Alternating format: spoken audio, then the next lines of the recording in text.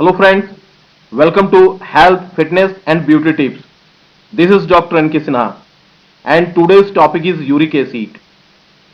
इस एपिसोड में हम लोग यह जानकारी प्राप्त करेंगे कि यूरिक एसिड से ह्यूमन बॉडी को क्या क्या हानियां पहुंचती है और इससे छुटकारा पाने के लिए हमें क्या करना चाहिए। लेकिन सबसे पहले फ्रेंड्स, आप हमारे चैनल को जरूर सब्सक्राइब कर लें, इसे लाइक और शेयर करना भी ना भूलें। दोस्तों, हमारे शरीर के अंदर ढेर सारी रासायनिक प्रक्रियाएं होती रहती है और उस रासायनिक प्रक्रिया के दौरान प्रोटीन मेटाबॉलिज्म जब होता है तो एक वास्ट मटेरियल जिसे कि हम प्यूराइन कहते हैं का निर्माण होता है और यही प्यूराइन जो है तो टूटकर यूरिक एसिड में बदल जाता है। फ्रेंड्स, वास्तव में यूरिक एसिड को बढ़ जाने के 3 कारण होते हैं। यदि आप बहुत ज्यादा फास्टिंग कर रहे हैं, यदि आप बहुत ही कठिन एक्सरसाइज कर रहे हैं, या तो आप क्रैश डाइटिंग कर रहे हैं, बहुत ज्यादा आप जो है सो डाइटिंग पर अपने आप को निर्भर कर लिए हैं। दूसरी जो प्रमुख कारण है वो ये है कि किडनी जो है वो यूरिक एसिड को हमारे शरीर से निकालना कम कर दिया हो।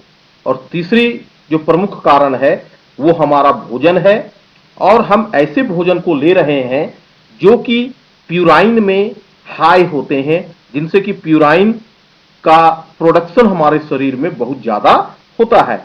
तो फ्रेंड्स, हमें इसी प्यूराइन के प्रोडक्शन को रोकना पड़ेगा, तभी आप यूरिक एसिड से छुटकारा पा सकते हैं। यह कैसे होता है आपको इसे जानना चाहिए, तभी आप यूरिक एसिड पर नियंत्रण कर सकते हैं और इसके हानि से आप बच सकते हैं।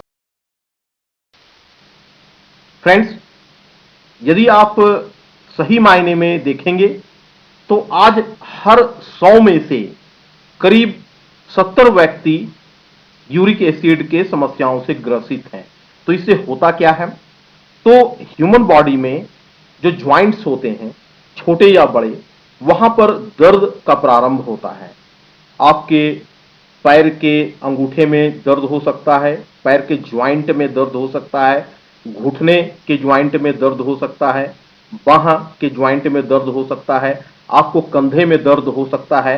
ये कभी भी लगातार नहीं होता है, बल्कि ये कुछ दिनों तक होता है। आप किसी एनाल्जेसिक या एंटीपायरेटिक दवा को ले लिए तो ये कम हो गया और इस तरीके से ये हमारे बॉडी में लगातार बना रहता है, खत्म नहीं होता है। फ्रेंड्स, यूरिक एसिड से केवल ज्वाइंट पेन ही नहीं होता, इससे बहुत ही जटिल कॉम्प्लिकेशंस हमारे शरीर में आ सकते हैं। जैसे इसका प्रारंभ तो सामान्य रूप से यदि आप देखेंगे तो छोटे ज्वाइंट से स्टार्ट होता है, जिसमें यूरिक एसिड के क्रिस्टल जाकर जमा हो जाते हैं, जिसके कारण ज्वाइंट पेन होने लगता है। ये पेन आपके शरीर के छोटे ज्वाइंट्स में भी हो सकते हैं और बड़े ज्वाइंट में भी हो सकते हैं। इसके बाद आप यदि इस पर सही तरीके से ध्यान नहीं देते हैं तो ये समस्याएं जो है तो गहरी होती जाती है। ये आपके हार्ट को भी प्रभावित करती है और इतना ही नहीं, ये समस्या आगे चलकर आपके किडनी को निश्चित रूप से डैमेज करती है, इसमें स्टोन को बना देती है। तो फ्रेंड, हमें यूरिक एसिड को गहराई से लेने की आवश्यकता होती है और इसके अस्थायी उपचार की जरूरत होती है। ऐसा नहीं कि केवल हम कुछ दर्द की दवा ले लें और उससे रिलीफ मिल गया तो यूरिक एसिड हमारे बॉडी से समाप्त हो गया। तो इसके लिए क्या करना चाहिए और क्या नहीं करना चाहिए, आइए इसे समझते हैं और आपको मैं कुछ हानि रहित दवाइयों के बारे में भी बताऊंगा जिनका सेवन करके आप अस्थायी रूप से यूरिक एसिड से छुटकारा पा सकते हैं। तो फ्रेंड्स, आपको पता चल गया होगा कि यूरिक एसिड के कारण आपके बिग और स्मॉल ज्वाइंट्स में प्रॉब्लम हो सकते हैं। आप आर्थराइटिस से सफर कर सकते हैं, गाउट से सफर कर सकते हैं, रेनल और किडनी स्टोन आपको हो सकता है, कार्डियोवैस्कुलर और हार्ट प्रॉब्लम आपको आ सकते हैं।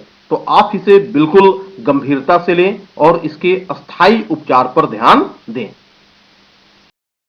तो इसका सबसे बेहतर इलाज है डाइट कंट्रोल।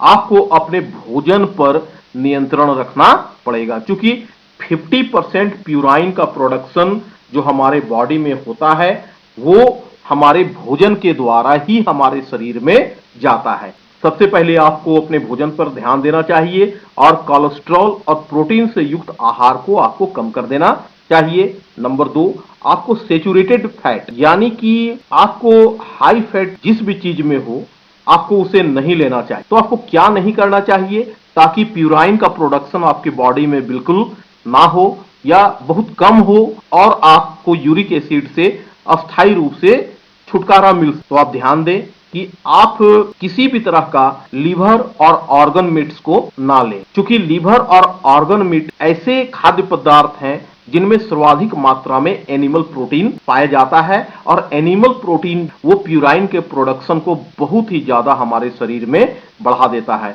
आप एग योक यानी कि अंडे की पीली जड़ ना खाएं। आप दाल को, किसी भी तरह की दाल को अपने भोजन में कम से कम लेने का प्रयास करें। सब्जी में आप टमाटर और पालक का सेवन ना करें। आपको अल्कोहल से भी परहेज करना है और डेयरी प्रोडक्ट और स्वीट्स से आपको बिल्कुल दूर रहना है। आपको मक्खन, घी, दूध, मलाई, आइसक्रीम, चॉकलेट्स ये सभी बिल्कुल नहीं खाने चाहिए और आपको कॉफी पीने का प्रयास सबसे कम करना चाहिए। इसके स्थान पर आप जो है सो ग्रीन टी को अपने पेय पदार्थ के रूप में अपना सकते हैं। तो फ्रेंड्स, इन चीजों को खाने से आप परहेज करें ताकि प्यूराइन का प्रोडक्शन आपके बॉडी में बिल्कुल कम हो और आप यूरिक एसिड से छुटकारा पा सकें। तो इसके साथ हमें यह भी जानना पड़ेगा कि हमें क्या करना चाहिए।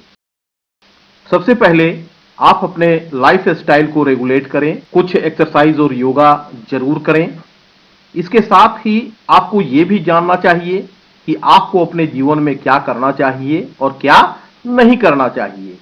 तो आपको 3 चीजें अपने जीवन में जरूर करनी चाहिए यदि आप यूरिक एसिड से अस्थायी रूप से छुटकारा पाना चाहते हैं। सबसे पहले आपको अल्कोहल को अवॉइड करना चाहिए, क्योंकि अल्कोहल प्यूराइन ब्रेकडाउन को एक्सेलरेट कर देते हैं, बढ़ा देते हैं, जिस कारण हमारे शरीर में अधिक यूरिक एसिड बनने शुरू हो जाते हैं। नंबर 2, पानी आपको अधिक पीना चाहिए, क्योंकि पानी के द्वारा हमारे मूत्र का पीएच लेवल न्यूट्रल रहता है, यानी वो 7 पर रहता है। पीएच लेवल यदि घट जाते हैं, मान ले कि पीएच लेवल आपके यूरिन का 5 हो जाता है, तो आपका यूरिन एसिडिक हो गया और ये आपके शरीर से 1000 गुना कम यूरिक एसिड को निकालने लगते हैं। आप एक बात जरूर जान लें कि वाटर का यानी कि पानी का पीएच भी 7 होता है, जो आपके यूरिन को एसिडिक होने से बचाता है और आपके शरीर से लगातार यूरिक एसिड निकलते रहते हैं,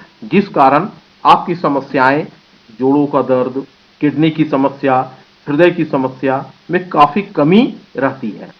नंबर 3, आप विटामिन सी जरूर लें, लेकिन एक बात ध्यान दें, विटामिन सी लेने के पहले आप अपने डॉक्टर्स से एक बार जरूर सलाह ले लें, क्योंकि विटामिन सी गाउट या आर्थराइटिस को थोड़े बढ़ा भी सकते हैं।